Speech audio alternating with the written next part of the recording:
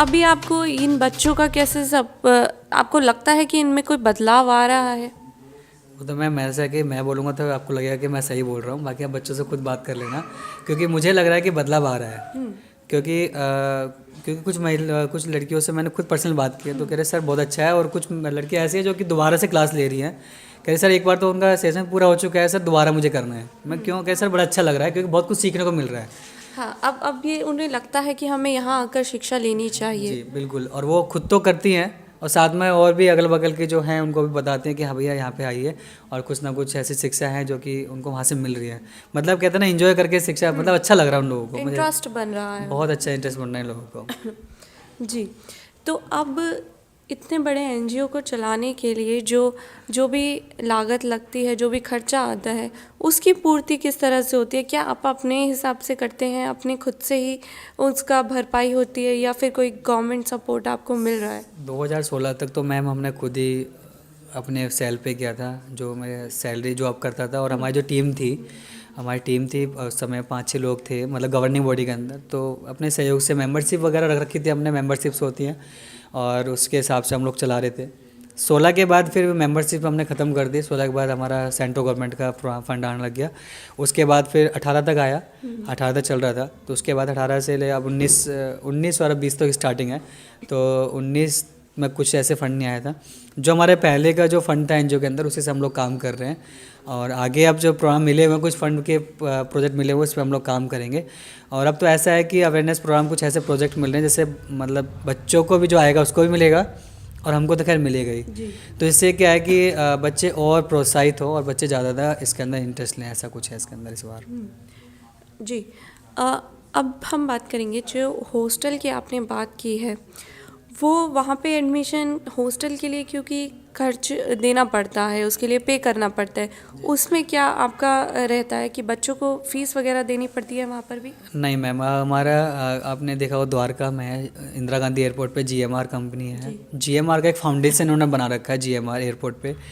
तो वहाँ पे जितने भी जीएमआर से हमारा उस ट्रेनिंग से पार्टनर है हमारा वो, तो जैसे बच्चे यहाँ जितने भी हम लोग वहाँ बच्चे भेजते हैं, तो उनका कोई चार्ज नहीं है, सिर्फ एक 1000 सिक्योरिटी अमाउंट होता है अगर हॉस्टल ले रहा है तो, और डेली अप डाउन करता था 500 रुपये है। इसमें क्या है कि जैसे उनकी क्लास पूरी कंप्लीट हो जाती है और जब प्लेसमेंट हो जाता है, तो उनको वो पैसा वो रिफ़ंड कर दिया जाता है। वो इसलिए होता है कि बच्चा इंटरेस्ट बने उनके अंदर, क्योंकि बच्चे कहते हैं ना फ्री है तो क्या करेंगे, आ जाके तो छोड़ दिया। अगर बच्चे ने बीच में ड्रॉप कर दिया, छोड़ दिया, तो इस बीच में जो उन्होंने जो सिक्योरिटी अमाउंट था उनको नहीं मिलेगा। इसमें रहना खाना पीना सब इसके अंदर रहता है, कोई चार्ज नहीं एक्स्ट्रा। यही है, 500 रुपीज़ आपका। हाँ, ये सिक्योरिटी अमाउंट है, वाली फीस नहीं कहेंगे, सिक्योरिटी अमाउंट है, वापस रिफंड कर दिया जाता है। अच्छा, ठीक है। तो ये सेंटर सिर्फ दिल्ली में ही है या फिर और भी स्टेट्स में आपका चल रहा है? दिल्ली में 5 जगह पर है, वैसे दिल्ली से बाहर भी चल रहा है, छत्तीसगढ़ में चल रहा है, बिहार में चल रहा है, मथुरा में हम लोग चालू कर रहे हैं, सहारनपुर में है यूपी में, राजस्थान अलवर में है, सोनीपत हरियाणा में है, और अभी एक जम्मू कश्मीर की बात चल रही थी, बीच में रोक दिया था हमने। तो अब जम्मू कश्मीर हमने हिमाचल प्रदेश में कर दिया, हिमाचल प्रदेश में चालू होने वाला है। जी। जी। तो किस तरह से कांटेक्ट कर सकते हैं आपको, क्योंकि एडमिशन अगर ऐसे बच्चे किसी को मिलते हैं तो उनको यहाँ लाना मुझे लगता है ज़रूरी हो जाता है, तो फिर वो किस तरह से एडमिशन ले सकते हैं? बिल्कुल मैम, हमारा सोशल मीडिया पे जीएसएम एनजीओ है, नहीं तो हमारा हेल्पलाइन नंबर है 8750500048। इस पर व्हाट्सअप करके या फिर कॉल करके आप बता सकते हैं, जो नियर बाय हमारे जो सेंटर चल रहे होंगे। इवन यही नहीं है, अगर गरीबों का कपड़े लत्ते कंबल वगैरह ये सारा सामान हमारे पास आता है, हम लोग वो भी इससे भी हेल्प करते हैं।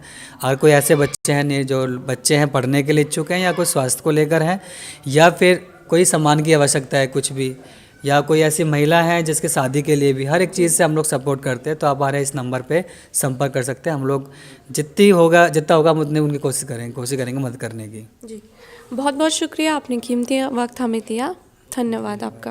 Okay ma'am, thank you ma'am. अब हम पहुँचे हैं जहाँ पर डिफेंस की क्लास चल रही है। आप देख सकते हैं यहाँ पे जो ये स्टूडेंट्स हैं, जो छात्र हैं, वो यहाँ पे ट्रेनिंग सीख रहे हैं। आइए हम इनसे बात करते हैं और जानते हैं किस प्रकार से ये ट्रेनिंग लेते हैं, कहाँ कहाँ से आए हैं। आइए, आपका नाम क्या है? माय नेम इज़ तुलसी। तुलसी, आपकी एज क्या होगी? 7 ईयर्स। आप यहाँ पर डिफेंस सीखने के लिए? हाँ जी। Yes ma'am. तो क्यों आप यहाँ पर आए हैं? हमें मतलब प्रैक्टिस करनी चाहिए, मतलब हमें कोई रास्ते में कोई छेड़े छाड़े, हमें इसलिए यहाँ पर सिखाया जा रहा है कैसे हमें मतलब बचना है अपनी सेफ्टी के लिए। आपका क्या नाम है? My name is Ashika. Sheetal. Yashika. Yashita, okay. तो आप जब यहाँ पर आती हैं, आप अपने अपने घर पे तो बताया ही होगा, तो मम्मी क्या कहती हैं, पापा का क्या रिएक्शन होता है? कि हाँ मेरी लड़की सीखने जा रही है सेल्फ डिफेंस। आपको कैसा लगता है यहाँ पर आके आपकी ट्रेनिंग चल रही है, आपने क्या क्या सीखा है? मैंने अपर पंच, लोअर पंच और बहुत सारे पंच सीखे। मुझे अच्छा लगता है यहाँ पर आके। तो आपको क्या यहाँ पे आके लगता है कि हमें सीखना चाहिए, क्यों सीखना चाहिए, क्यों ज़रूरी है? ये तो अपनी सुरक्षा के लिए हम सीखते हैं, जो भी हो रहा है लड़कियों पे अत्याचार, तो मतलब हमें सीखना चाहिए ना, खुद पे अपन किसी पे डिपेंड ना होकर खुद कर सकते हैं वो मुसीबतों का सामना, मतलब जो भी हो रहा हो, इसलिए हम सीखते हैं। तो मैडम किस तरह से सिखाती हैं आपको? मैम पहले जैसे आती हैं तो पहले एक्सरसाइज करवाती हैं, उसके बाद एक्सरसाइज करवाने के बाद फिर हमारा सेल्फ डिफेंस की क्लास स्टार्ट हो जाता है। तो सबसे पहले हमें मतलब कि अपर पंच सिखाती हैं। अपर पंच जैसे कि अगर हमें कोई बार कर रहा है तो हम कितना हिम्मत से कर सकते हैं, वो सिखाती हैं। और फिर मतलब कि अपर ब्लॉक सिखाती है, अगर हमें कोई मार रहा है तो हम अपने आप को ब्लॉक कैसे कर सकते हैं, वो सिखाती है। डिफेंस पूरा सिखाया जाता है। आइए अब हम इनकी टीचर से बात करते हैं, जानते हैं वो किस तरह का रिएक्शन उन्हें मिलता है। आपका नाम? माई सेल्फ प्रीति। प्रीति। आप यहाँ कब से सिखा रहे हैं? मैम 4 जनवरी से 14 इसके अलावा आप क्या करते हैं? ऑफिस में जाते हैं, हमारा ऑफिस वर्क होता है और इनको लास्ट में 10 डेज़ के बाद सर्टिफिकेट इशू होता है। बच्चों को सभी को टेक्निक सिखाई जाती है, यहाँ पे सेल्फ डिफेंस की कंप्लीट ट्रेनिंग दी जाती है हमारे थ्रू। हम दोनों ही रेलवे पुलिस से हैं और दोनों को ही यहाँ सेल्फ डिफेंस सिखाने के लिए, मैं थाने से हूँ, ये सेल से, परिवर्तन सेल से। अच्छा। हाँ, ये सेल से आते हैं, हम थाने से आते हैं। तो हर थाने में 2-2 लड़कियाँ दी हुई हैं इस टाइम पे कि आप सेल्फ डिफेंस करवाने जाओगे हर एरिया में। अभी स्कूल्स बंद है, जो एनजीओ में बोला हुआ है कि आप एनजीओ में करवाओ, तो इनके एनजीओ में हम लोग करवा रहे हैं। तो कैसा रिएक्शन मिलता है, ये सीखते हैं इनके काफ़ी घर अच्छा वालों? रिजल्ट है बच्चों का, बच्चे दिखा रहे हैं, इंटरेस्ट लेते हैं बच्चे। और जैसे बाई चांस किसी के साथ मिस हैपनिंग होती है, कुछ ने अप्लाई भी किया, जैसे चंचल वगैरह, इन्होंने जैसे ऑल पिन वगैरह का मेथड भी बताते हैं, हर पेन का मेथड बताया। तो पेन तो ऑलमोस्ट सभी के पास रहता है, कभी कोई मिस हैपनिंग हो जाए तो पेन हमारे लिए, जैसे इधर हम अटैक करते हैं तो काफ़ी खतरनाक साबित हुआ है कि हमारे पास खुद ऑल पिन किसी बंदे को लगा दें तो उससे तो एकदम से बच्चा बंदा छोड़ेगा। तो पिन वगैरह होगा, कुछ स्प्रे चीज़ें वगैरह हो होती गया, हैं जो हाँ, हम टूल्स की तरह यूज़ कर सकते हैं। इंस्टेंट यूज़ कर टेक्निक्स सकते हैं, बताते वो हैं, चीज़ें उसी बताते हैं बच्चों को। तो आपको कैसा लगता है यहाँ पर आके, ये छोटे छोटे बच्चों को आपको सपोर्ट का, अब भी आप भी एक तरह से सपोर्ट कर ही रही हैं सिखाने में, तो आपको क्या लगता है? बहुत अच्छा लगता है कि ये सारे भी सीख रहे हैं और ये घर पे जाके ना अपने बहन भाइयों के ऊपर ट्राई करके देखते हैं कि भाई तू अगर ये कर रहा है तो मैं मतलब तू करके दिखा, जिससे कि मैं भी ऐसा कर सकूं और मैं उस तेरे को बता सकूं कि मैंने क्या सीखा है। और गली में आसपास में सबको बताते हैं कि हाँ हमने आज ये सीखा है। जिससे बाकी लोग भी इन्फ्लुएंस होते हैं और सीखने के लिए आते हैं, उनको भी इस चीज़ के लिए अवेयर करते हैं कि अपने घर की लड़कियों या फिर लड़कियों को भी क्या, लड़कों को भी ज़रूरत है, तो सबको ज़रूरत है। तो जिसको भी लगता है कि वो बाहर नहीं सेफ़ है तो उन लोगों को आके सीखना चाहिए। इसके अलावा आप घर पे भी जाके किसी को ट्रेनिंग दे रही हैं, क्योंकि ये तो सभी बच्चे तो यहाँ नहीं आ पाते तो होंगे। नहीं, पर मेरी कॉलेज फ्रेंड्स हैं, मैं उनको सिखाती हूँ एवरी संडे।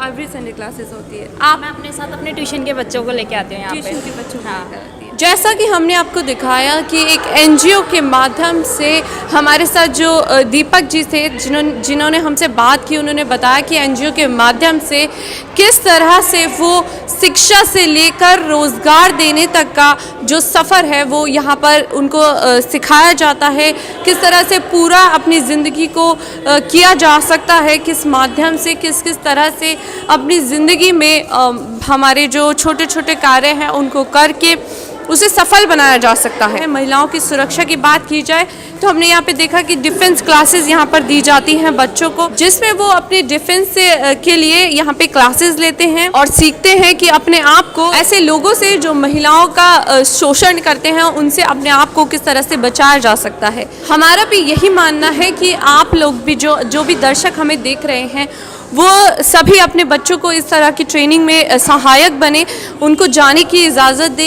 लड़कियों को ऐसा ये देना चाहिए, ऐसी क्लासेस देनी चाहिए, क्योंकि आए दिन हम ऐसी न्यूज़ सुनते हैं, ऐसी खबरें हमारे तक पहुंचती हैं कि लड़कियों के से छेड़छाड़ की गई है, उनका बलात्कार किया गया है। तो ऐसे में यहाँ पर दिल्ली पुलिस द्वारा यहाँ पर क्लासेस दी जाती हैं, ट्रेनिंग दी जाती हैं, अपने बचाव के लिए, अपनी सुरक्षा के लिए बच्चों को जागरूक किया जाता है। इसी तरह हम अपने चैनल के माध्यम से आपको ऐसे लोगों से मिलवाते रहेंगे जो भारत के विकास के कार्यरत हैं, भारत के विकास के लिए, भारत के भविष्य के लिए, शिक्षा के लिए कार्य कर रहे हैं।